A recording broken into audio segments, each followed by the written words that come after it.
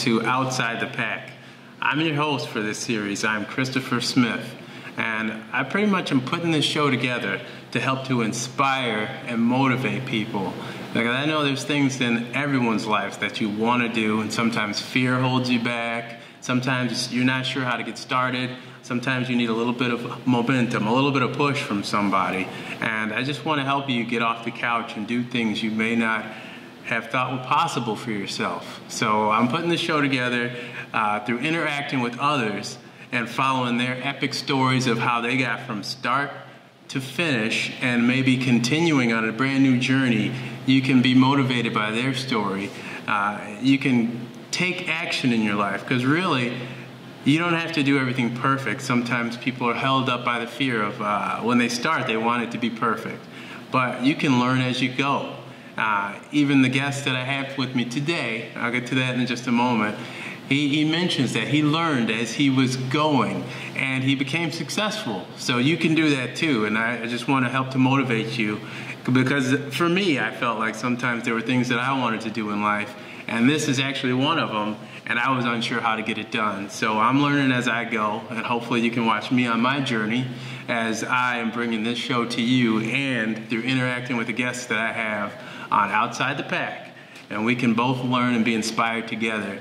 And just like, subscribe, and follow us on social media. And hopefully this can really help you out. And I think doing it is going to help me out. And I just want us all to be moving in a positive direction together.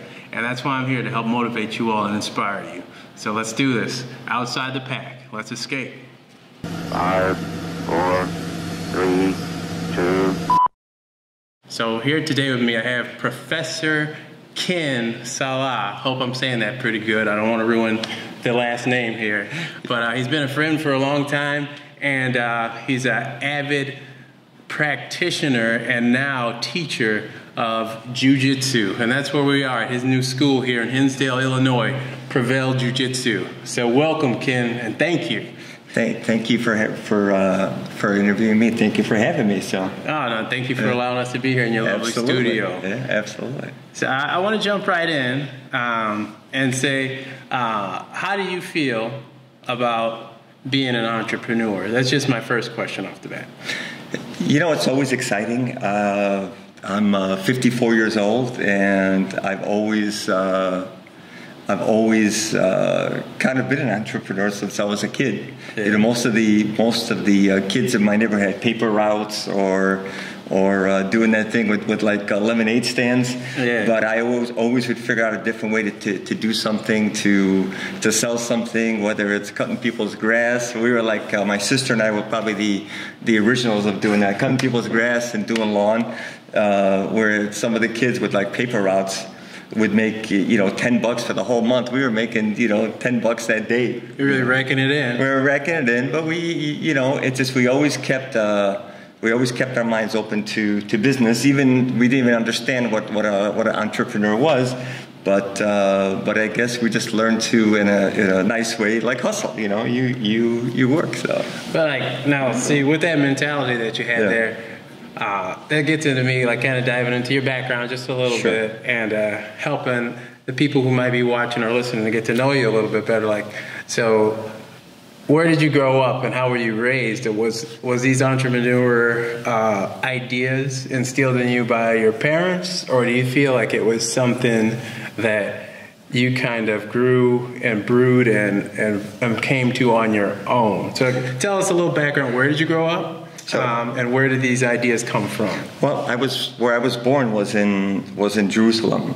I was born there. I came to the U.S. in 1972. I was 8 years old. So my parents had a grocery store, which is a lot of foreigners who come from overseas. They get involved in stores. So my father's uncle owned the building and basically had a grocery store in it. So he gave it to my father. Wow. And my father ran it. So I grew up in that environment. We would go to school, then we'd go help at the store, and I would just, I would see, you know, a product exchange hands for money. Yeah. So that kind of like always, always kind of, became embedded inside. It's engraved in my mind to where it's like, okay, if I can sell something, if I create something, I could sell it and get money for it. Yeah. So that's how it is. And my parents are always good people, and they, you always try to make an honest dollar and you work for it, but that's how it became part of me, to where I've always been, business always been around me. So not to get sidetracked, I definitely want to come back to your story and your beginning. Sure. But this is just a question that I have based off of that. Yeah. Do you feel like, there's a lot of us in America that are here and are doing menial basic jobs that we might not enjoy, but you come into the country kind of as an immigrant. What do you think has helped you become successful? Because I didn't mention this. Ken is also a multiple business owner, not just one business owner. So he's been in the restaurant business, construction business, and now we're in the fitness and jiu-jitsu business. Right. What do you feel helped you start down that path to becoming more successful when you see so many of us Americans that we're kind of just like, okay, I'll just be the mailman, I'm fine with that, and I'll retire. And not that there's anything wrong with the mailman, because how else would I get my mail, okay? You're not getting letters, Chris. No one sends me anything anyway, except for the tax man and the bills. So what do you think has helped you, or why do you think you become successful in that grain as opposed to others? One of the things that honestly that's always been my driving force is that I've always realized I was different. I was different. I was different than this guy or that guy. So I've always felt like I have to be one step better. Over a short time, I learned to walk into any room, be able to talk to anybody, and not be afraid to talk to anybody. But I wasn't doing it to be arrogant and be the cool kid. I was doing it for self-preservation. Nice. To where here, no, I'm here. Don't mess with me. But in a polite way. So definitely. Do you think that there's another thing that could possibly be holding us back in today's landscape, where the parents are like, everybody who's in a sport gets a trophy, not just a person who wins. So it's like there's a little bit of less of that, of you have to validate. Everybody gets the trophy. But of course there is still bullying going on. But do you think that everybody being successful kind of weakens, like if you're on the softball team and even if you're losing, you still get the trophy? Do you think that's bad? Do you think that's good? Success is defined in so many different ways for people. Success is, to one person, success is getting that trophy.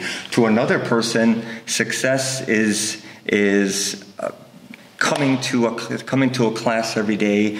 Just going back to jiu-jitsu, there's guys who define success as, I won at Naga, I won Pan Ams. But there's other guys whose success is getting to brown belt, getting to black belt, coming to class and learning. That's enough for them. That's enough for them. And my background, I can tell you, Chris. I wrestled freshman year in high school. Yeah. I grew up near Marquette Park.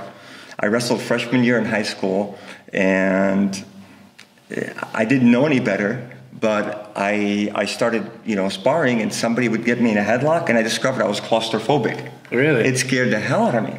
So now you're in the business of choking people. Yes.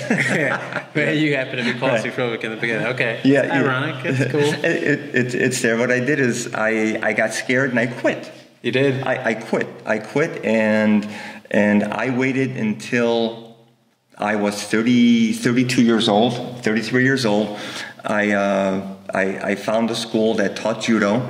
I walked in. The assistant instructor was a second-degree black belt in judo, weighed 260 pounds, and I weighed 170 pounds soaking wet. About the same, really. Yeah, it's about the same. But by that point in my life, I was just, I had confidence coming out of everywhere. Yeah. So I wasn't, I just went in, I said, hey, professor, I'm claustrophobic. Somebody gets me in a headlock, I would panic. And this is what happens. And he looked at me. He said, do you like our school? I said, yes.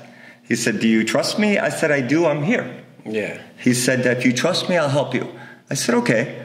So we started rolling, and he got me in a scarf hold, and he's on top of me. And the scarf hold, this hold, you've seen it in some of the fights you see on YouTube, and sometimes the playground where you have a guy on your back and you're just choking him, and it's a headlock while you're on the ground. Oh, yeah. And he's 265 pounds. I mean, Torture. I mean, there's no way I'm going to get this guy off me. Yeah. So I started to sweat a little bit, and he looked at me. He said, "Relax your body."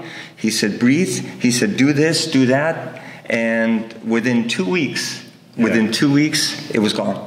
The panic. The panic. It was gone. I learned to deal with it, and I overcame it. It came back once when we were training at the school you and I trained with, against a guy who was 130 pounds, 5'2", but he had such a tight game. So I think that was probably the only time that came back. But those sorts of things.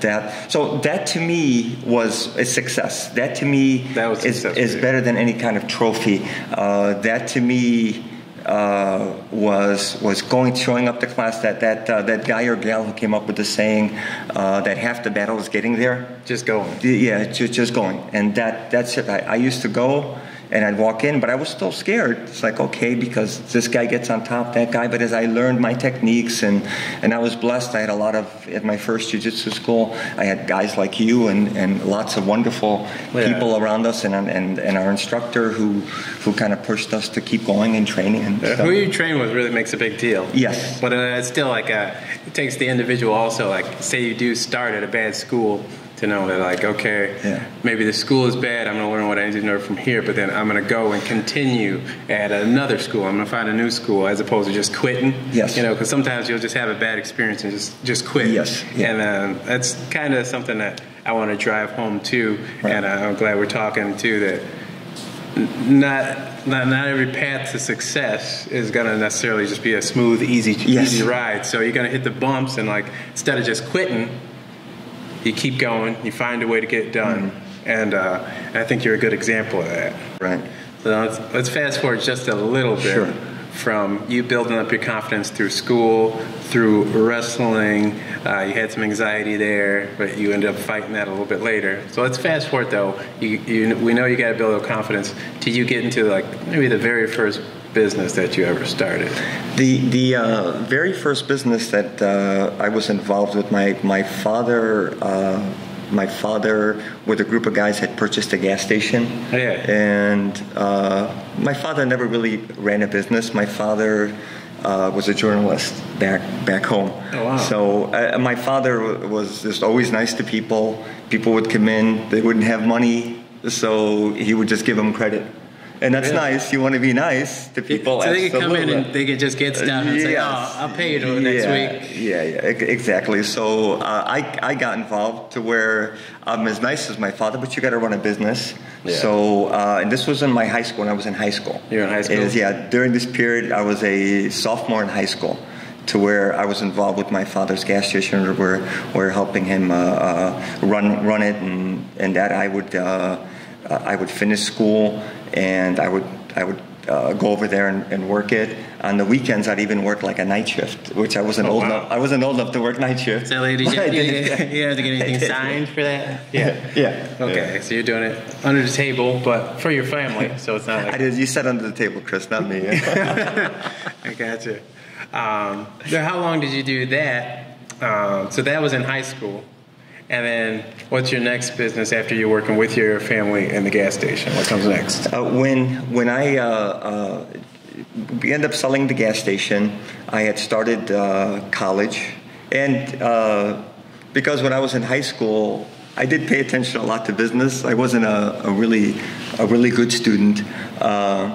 So I didn't know what I wanted to do in college. Yeah. So I dabbled in different careers while I was going, started going to school. I said maybe I'll become a doctor. I started taking classes I've never taken, like calculus. I took calculus. I never took calculus. Yeah. I never took chemistry. So I started doing that. Taking those. Yeah. Because I figured that if I get good grades, I can maybe go to medical school or dental school. But while I was going to school, I have an uncle that was a builder, did construction. He also sold real estate in the northwest suburbs. So I went and got my real estate license. Oh, okay. And I started selling real estate. And this is you in college? This was while I was in college. Okay. Yeah, I was in college. I started selling real estate, and I liked it. The office I was at, they not only sold real estate, but they also did construction.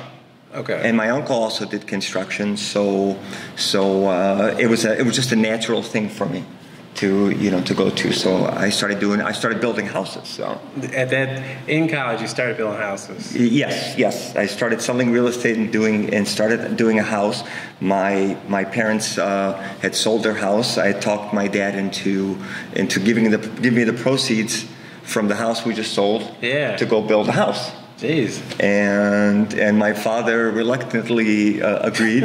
Well, reluctantly. What I did is I said, listen, I'll build a house. The house is ours. It's our house. He said, okay. So we started building the house, and I built it in the same area where the other builders were more experienced than I was, in the same subdivision.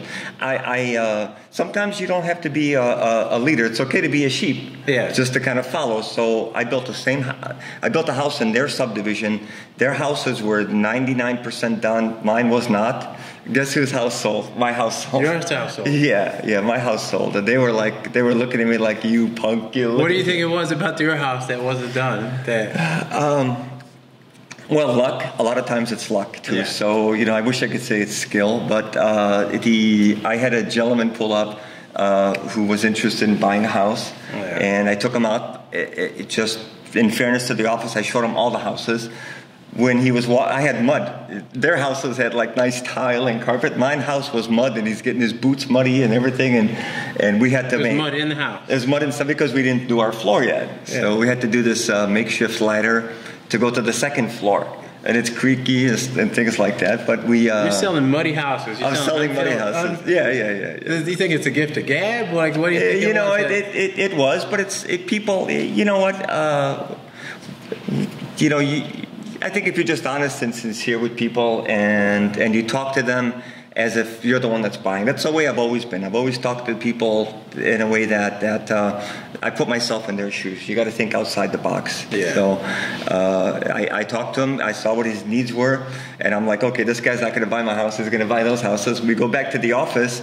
We had a big conference room with a glass window, and they're all like standing outside. They're drooling and they see me signing a contract. It's like, oh, Ken sold one of our houses. I'm sitting there. I'm like, which one would you like to buy? He goes, I really like your house. Whoa. And he paid cash for it. Yeah. How did you feel at that moment? Oh, I was on cloud nine, man. I was like, woo, flying, man. It was nice. Yeah, what was the beauty of it is we made like 30% profit on that house. I took the money, I gave it back to my dad, what I took from him, and I gave my dad all the profit. Really? And my dad never made that kind of money in 1 year. That's an awesome story. And I gave it back to him, and how did you feel giving your dad back that money? Man, it was great. Yeah, it was nice. It was nice because my dad gave me so much. One question I failed to ask: what was the main reason that you guys came over here to America? Relating to family, yeah. My dad, all of our family was here, and my father, we actually had moved from Jerusalem to Dubai when Dubai was still new. Yeah. But my father loved his family. He wanted to be around all of his brothers and sisters, and he just wanted to be here by them. So that's why we came. So. Gotcha. All right. So, I mean, that sounds like a pretty sweet story, though. Coming to America, you rose through just overcoming confidence, being bullied at school, seeing the family business, working at a gas station, going into construction, selling homes, and then going into construction, building your own house, and selling that house, and being able to give your dad all that money back. Mm-hmm. That sounds like that's a pretty amazing story. So it gives us a little bit of an idea of the business route. Now let's talk about a little bit of your jiu-jitsu journey, your jiu-jitsu. How you got to where we are today, where you have your own school. Mm-hmm. Because believe it or not, when I first met him, He didn't have a black belt yet, but now he has his own school, and I think that's fantastic. That's awesome, and I can't wait to roll with you here at the school. I think it's going to be great. But can you tell us about you yourself? You have like over roughly like 30 years of like just martial arts experience. Yes. There's like some judo, some karate. There's obviously some jiu-jitsu in there. Can you tell us your journey from the other martial arts, then finding jiu-jitsu, and then all the way to becoming a black belt? As you mentioned, I did do some karate. I did some taekwondo. I did some kung fu, and I dabbled in a few other ones.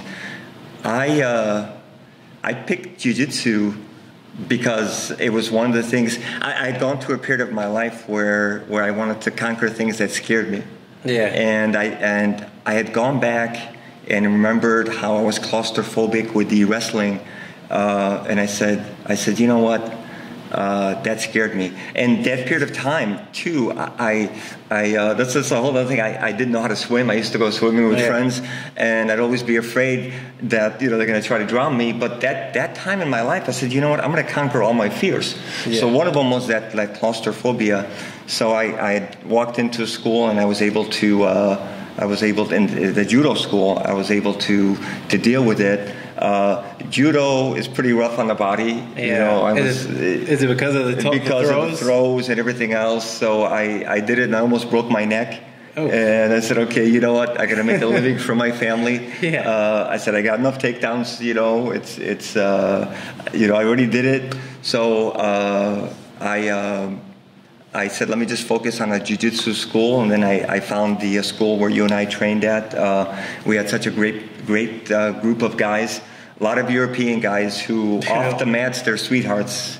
They're wonderful guys. That's something that you always find about like martial artists, people, anyone who like trains really hard. Right. They're like really either like soft-spoken or like really nice outside of the mat, or like.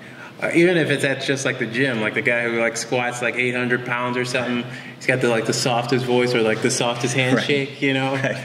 It's such a contradictory. And even when I met you, the first time I met you, I was like, oh, he's very like social. Like you said, you could talk to people very well. Mm-hmm. So it's easy to become a friend with a person like that. So yes, it's back to your story. So yeah, you started. I walked into the school, a lot of big guys, and I had like you see in the movies, like when there's a prison, you find the biggest guy. so I saw the biggest guy there, and I asked the professor. I said, "Can I roll with him?" He's like, "Stay away from him." Tear your arm off. Tear your arm off. So I saw the professor get occupied. So I went over there and I said, "Do you mind if I roll with you?" He was I think a 3-stripe blue belt. And I was there for, 3 days? Yeah. And he destroyed me. And I'm like, look at this mean dude, man. He just smashing. He smashed me, and he just always had a stone look on his face. But it was that person too, a year into my journey, where and if you remember, we had Saturday classes, which was open mat. Yeah. I remember I was so frustrated.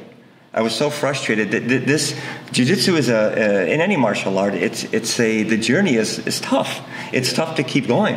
So I remember sitting down, and I had this sad look on my face, like I want to quit. And then this guy who beat the crap out of me, 8 months earlier, comes over. He goes, "What's wrong?"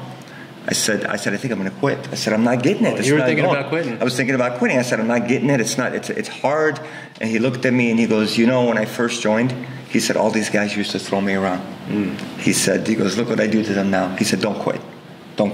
So we were blessed that we had a school where we had lots of wonderful people, because what happens on the mat, it's a tough thing. Learning jiu-jitsu, learning martial arts is tough. But the only thing that's tougher than that is to get your ass whipped and keep coming back. Keep going. Keep going. It's just keep going and keep going, because it's easy to quit. Yeah. So going back, half the battle is getting there, and we'd go there knowing that I got to spar with tough guys, knowing I got to spar with 200-pound guys, but we kept on going and that has to do with the people that are there. And I stayed at that school till I was a blue belt. We moved further south, closer to my family. I bought the restaurant, which you know, in Roseland, and it just got to be. I still did it. I still drove out there. I would drive an hour and 40 minutes every day to go there because it was my home. I didn't want to start. I don't want to start over at another school because it's tough. The way the culture of some of the schools are, and I left the school. And I left on good terms. I still love everybody over there. And then I went to a school called PREVAIL OTP1 with Professor Andre and Hinet. Which I've heard nothing but good things about. Oh, they're wonderful people. They run a family atmosphere where he you know, what he does is his culture is you're here to learn. The mats are not a tournament. The mats are a learning place, right. and a lot of the things that I learned, they instilled in me, you know, to that degree that you're here to learn. And he's from Brazil, right? Yes, he's from Brazil. And what does he call? He has some name like the Black or something. Yeah, something like that. Yeah. And he seems like a super humble guy too. Like I see pictures of him. He's always got this giant smile on his face. Yeah. So he seems like a gentle killer, I guess. Yeah, he is. Professor Hinet is a little tougher. Yeah. Is that his wife? That's his wife. Yeah, she's a pretty tough. People look at her like okay, you know, but no. You're gonna be. She's tough. You're in her eyes. Yeah, she's tough. And I stayed with them. I received my black belt from them about a year and a half ago, almost 2 years ago. And your life changes. I lost my father about 3 years ago, and a few months ago I lost my brother-in-law. So I'm the only brother to all my sisters. So really, did I think about opening a school? I didn't, but no matter what comes ahead of you in your life, good or bad, like you're talking about, there are bad experiences, there are bad things that happen, but they're all experiences. You have to learn from them. It's not any different than somebody throws a punch, you deflect it. You have to be able to maneuver. Because everything there's always problems, and you have to be able to deal with them, and that. So that. So you did mention something. So you mentioned you had one divorce. Yes. But you have a wife now. Yes. Okay. So maybe through these journeys, can you talk about all of the hardships you have? Obviously, a divorce is going to be a hardship. Absolutely. Yeah. Up to you getting remarried and starting a school. Can you talk to just like the different hardships you think you hit, and ones where you thought you might quit or go in a different direction, and just deciding to keep going forward? That's a great question.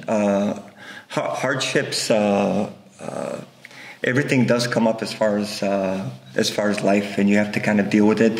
Our first professor, our first jiu-jitsu coach, used to go with me to some of the construction sites. And he looked at me how I dealt with people on a daily basis, and he told me, he goes, in our school you're a white belt. He said, but out here, the way I see you, you're a black belt. And he used to look at me and say, how do you deal with this? I said, Professor, it's like jiu-jitsu. Yeah. He said, what do you mean? I said, in jiu-jitsu, you have to create space. When you need to create space, you have to press when you need to press. Yeah. You have to back off when you need to back off. I said, it's the same thing. It's exactly the same thing. So you became the master of jiu-jitsu on the outside before becoming the master of jiu-jitsu on the inside. Exactly. So that old saying, when it rains, it pours. In the same month, the economy crashed. I had a bunch of houses I was doing. The banks collapsed. You're supposed to go to the bank to get your money. It's not there. I got divorced. Everything happened. This all happened at the same time? It all happened the same time. So this is what, 2000? 2007. 2007. Yeah, 2007. So roughly. The bank doesn't have your money.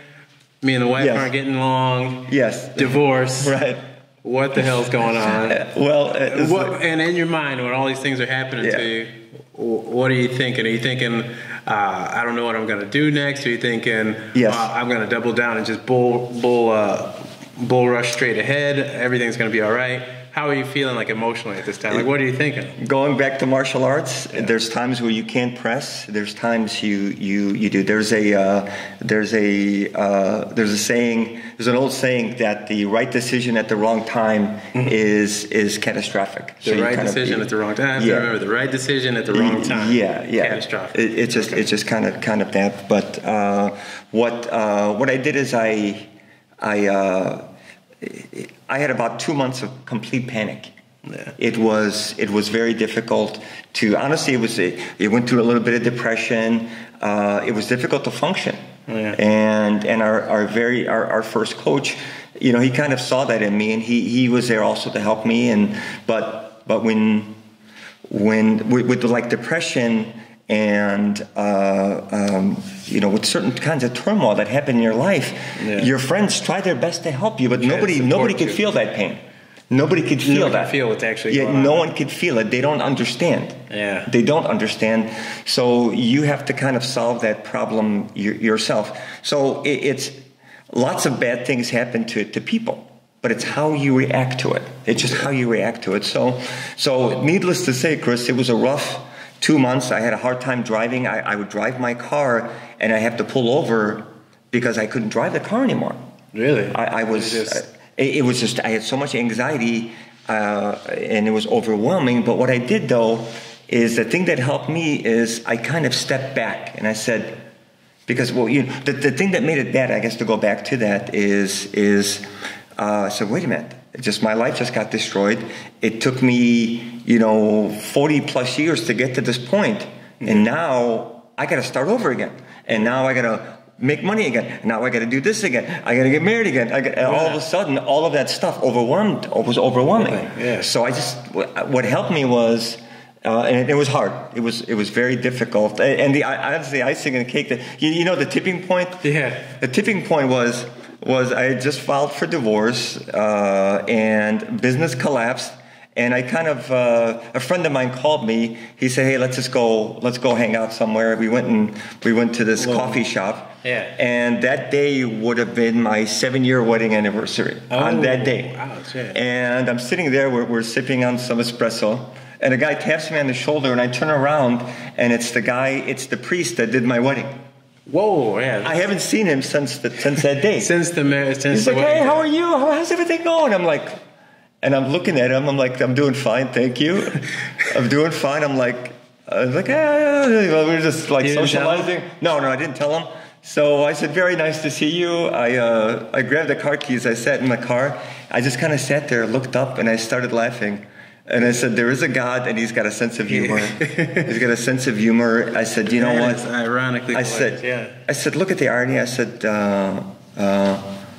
"What else can I do?" That's it. So at that point, Chris, I started building from there. But what I did, though, is I took everything step by step. I stepped back. It's like again, I always go back to martial arts and so forth. Like you can't do an armbar on somebody unless you take them down, and you got to take them down. So everything is steps. So you got to take the steps. Take everything step by step. Like with construction, I used to do the entire job. I stepped back and I said, "Hey, I'm just going to do pieces of it." Okay. And I slowly started to take small jobs. And then small jobs, and it was much better.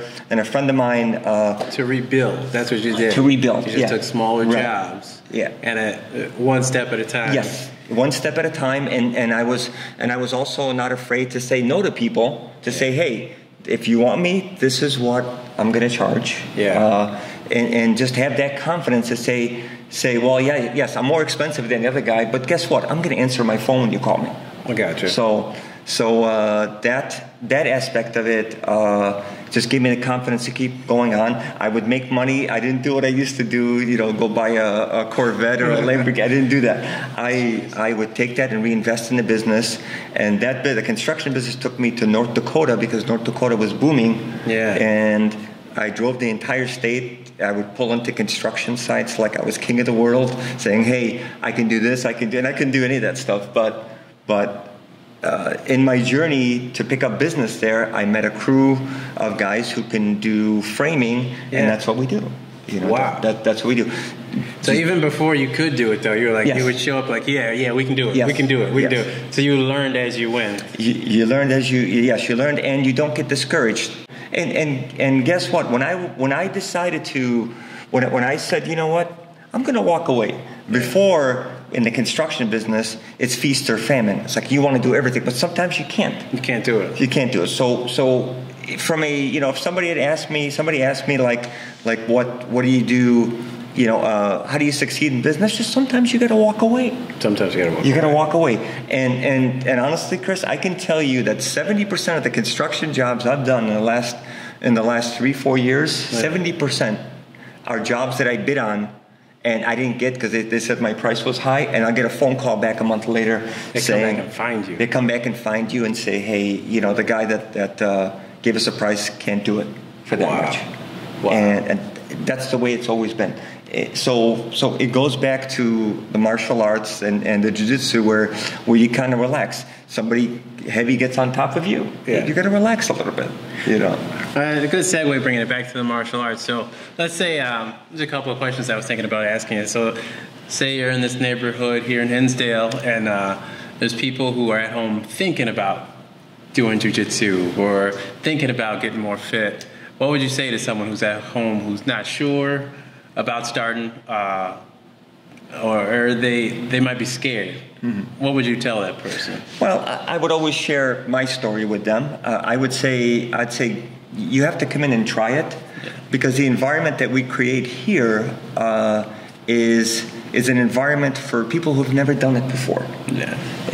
People can come in and basically feel comfortable to do it. So, you know, I had to go through the hard way. You did the same thing, because when you go to different schools, people just want to, you know, and honestly, the new guy. Exactly, and honestly, that was part of the life that I went through, because we had to go with some pretty tough guys. But there's people who just don't want to do that. There's people that just want to come, you know, hey, I don't want to compete. You know, I'm not looking to be a world champion. I want to learn. I want to stay in shape. So this is that environment right here. This is that environment. So then, we're talking to people who are just afraid to come in. Who would you say in general? You say, so you have a jiu-jitsu school. Who is jiu-jitsu for? Like, who do you think could benefit from jiu-jitsu? Jiu-jitsu is for everyone. Jiu-jitsu is for everyone. It's for children. It's for women. It's for men. It's for even seniors. This is another business that you started. It's like a passion for you. It's something that you love. So it's like you can that'll come out to the students. Yes. The love that you have for jiu-jitsu and the way you want to impart that love onto new people coming into the doors. Yeah. So it's a question I also want to ask you. 2 questions.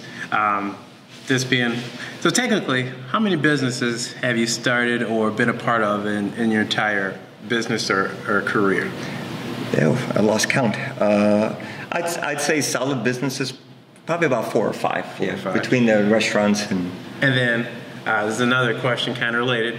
Why do you think you were more in leagues with running your own businesses as opposed to working for somebody else? I don't like working for people. Okay. I don't. I get along with people, but you know what? I've always liked to control my own destiny. Yeah. I'm to be corny, I'm a captain of a ship, and God forbid something happens, I just want it to be, you know, I'll take care of it. So that's the way I've always been. I've always been hands-on, and sometimes it's hard to let go, you know.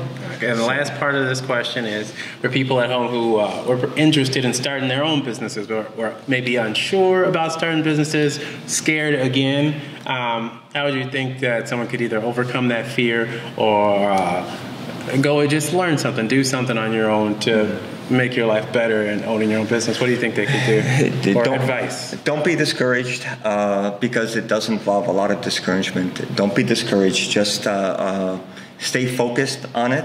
If it doesn't work the first time, it doesn't mean, that you're not good at it. It's just whoever you're dealing with wasn't the right fit.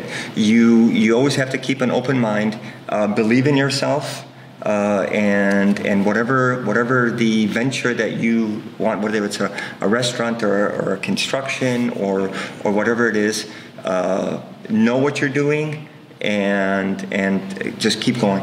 Okay, non-stop. Don't be discouraged. Discouragement will destroy you. So. Do you think that trying is something that's key? Because sometimes like people are like, I want my own business, but I don't know what business to start. So just try different things until you feel like something fits. You have to, well, you know, to start a business, sometimes you have certain opportunities that are there, but you don't, like, I didn't think I was going to be in a restaurant business, but that's where, when my construction business collapsed, that's the opportunity that presented itself, and I embraced it. I never wanted to stand in a store, but I embraced it. Sometimes that the opportunity presents itself. It may not be what you want to do, but it came to you for a reason, and sometimes you have to embrace it, and that's it. So just have to embrace where you are. Embrace where you are. Yeah. Do your best. Don't give up. Right. Exactly. Don't give up on it and keep pursuing it. And if it means you're selling socks, for God's sakes, or selling shirts, do your best at it. That's Everybody it. Loves a sock man who stands on the corner of 95th Street. Just saying, I got socks. Got those white socks. And then my very last question: with Prevail Jiu Jitsu, Professor, where do you see it, and what would make it a success for you 5 years down the line? And then again, 10 years down the line, what is your vision? The vision with the school is to have short term, to have quality people that come and train and enjoy themselves in our environment. Down the line, do I want to have more locations? Everybody does. You'd like to do that. It's the business is instilled in me to do that, to where we grow our business from within. A lot of these schools, you have people who join, a lot of young people who join, and you can instill quality teaching methods in them to where you can broaden out and open up other schools. Businesses grow. It starts from the top. Then you have managers, and you have to be willing to put your trust in someone that you trained, that you taught. Yeah. That's how you're going to grow. In 5 years, if we have many wonderful students, and you see people who want to teach, if they want to go off on their own, you give them, God bless them. Yeah. But you look at them and say, hey, I'd like to open up another location, and you are in charge of this location. I see. And you start to branch out and not worry so much. So in 5 years, in 10 years, we have quality students, and we start to kind of branch out and have them teaching schools. That's how businesses grow. Yeah, you have to be willing to also put your faith and trust in someone that you taught. Yeah. To some degree. So the ultimate Mr. Miyagi and Daniel's son. I have a professor that I met in Denver, and he has about 7 or 8 schools, but they're all, they're not close, but they're close enough. Yeah, you have to be able to, in any kind of business, you got to have, anybody that's involved within business has to have skin in the game. Yeah. Because they have to invest in it, and that, because if they don't put money into it either, they're not going to care as much as you. Wow. Somebody puts money in there, they're going to worry about it. Yeah. Yeah, you have to kind of do that. That goes along with any kind of business. Is somebody wants to do a business with you, you got to put your blood, sweat, and tears in this business. Money in it, work into it. Because they don't care then. Yeah. It's easy to walk away. Yeah. It's easy to walk away. I've learned that the hard way. It's just you're going to put money like I am, otherwise we're not going to do business together. I see. So I'll go do something else because they don't. But hopefully, we grow into something, into something big and something beautiful. How can you not grow into something beautiful? I hope so. Come on, Professor Ken. Thank you. It's beautiful. I think just by coming in the door, you get 25% more beautiful. Thank just you. Walking through the door. Well, we got to wrap up here, but we've got Prevail Jiu Jitsu. We've got the email. We've got the web address right behind us. But is there any place else they can get a hold of you, keep in contact with you? Facebook, Instagram? What would you suggest if you wanted them to? Well, check out our website at prevailbjj.com. We do have a Facebook page and a Instagram page, which we'll add on. I'm gonna try to put it in the description for you guys or below in the comments. Onto here, we're in downtown Hinsdale. Please feel free to come in. As soon as you walk in, we're welcoming to anybody who comes in here. So, which is what you have to be. So, you have to be welcome. So, just come and visit us here. We'd love to see you. So, yeah. Hopefully you liked the visit with us today, and please like or subscribe down below us. And thank you for joining us in OTP, Outside the Pack, and hopefully you can escape the pack too. Love you guys. Thank you, Ken. Thank you.